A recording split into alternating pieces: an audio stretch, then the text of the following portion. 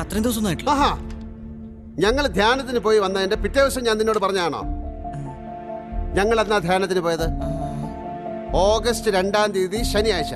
എന്നാ പോയത്? ഓഗസ്റ്റ് 2-ാം തീയതി ശനിയാഴ്ച. 3-ാം തീയതി ഞായറാഴ്ച ഞങ്ങൾ തിരിച്ചു വന്നു.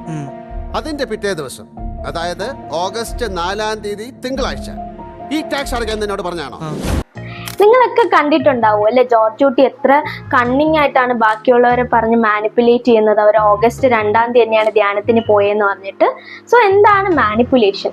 ഒരാളുടെ പേഴ്സണൽ ഗെയിനിന് വേണ്ടിയിട്ട് മറ്റുള്ളവരുടെ തോട്ട്സ്, ഇമോഷൻ ആൻഡ് ആക്ഷനെ ഇൻഫ്ലുവൻസ് ചെയ്യാൻ പറ്റുന്ന എബിലിറ്റിനെയാണ് മാനിപ്പുലേഷൻ എന്ന് പറയുന്നത്. അപ്പോൾ ജോർജ് കുട്ടി ഇവിടെ യൂസ് ചെയ്ത ടാക്ടിക് എന്ന് പറഞ്ഞാൽ gas lighting tactic of manipulation ആണ്. അതായത് ഒരാളുടെ റിയാലിറ്റീനെ ഡൗട്ട് ചെയ്യിപ്പിക്കുക എന്നുള്ളത്. ഇങ്ങനെ പലതരം ടാക്ടിക്സ് ഓഫ് മാനിപ്പുലേഷൻ നമുക്ക് കാണാൻ പറ്റും. റിലേഷൻഷിപ്സിലൊക്കെ മെയിൻലി കാണുന്നതാണ് ഗിൽറ്റ് ട്രിപ്പിംഗ്, ഒരാളുടെ എംപത്തിനെ എക്സ്പ്ലോയിറ്റ് ചെയ്യുക എന്നുള്ളത്. അതുപോലെ തന്നെയാണ് ലവ് ബോംബിംഗ്, ഒരാൾക്ക് ഓവർവെൽമിംഗ് ആയിട്ട് അഫെക്ഷൻ കൊടുക്കുക, അങ്ങനെ അവരെ കൺട്രോൾ ചെയ്യുക, ട്രസ്റ്റ് ബിൽഡ് ചെയ്യുക. ഇങ്ങനെയൊക്കെയാണ് റിലേഷൻഷിപ്സിൽ മെയിൻലി കാണുന്ന മാനിപ്പുലേഷൻ ടാക്ടിക്സ് എന്ന് പറയുന്നത്.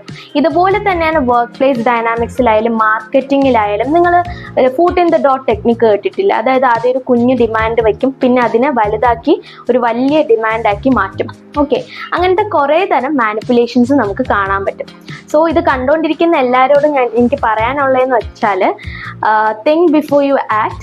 എപ്പോഴും അവെയർ ആയിട്ടിരിക്കുക ഈ ടാക്ടിക്സിനെ പറ്റിയിട്ട്. അതുപോലെ തന്നെയാണ് ഒരു എക്സ്റ്റേണൽ പെർസ്പെക്റ്റീവ് എപ്പോഴും സീക്കുക എന്നുള്ളത്. And be aware of these kinds of manipulations. Okay, by.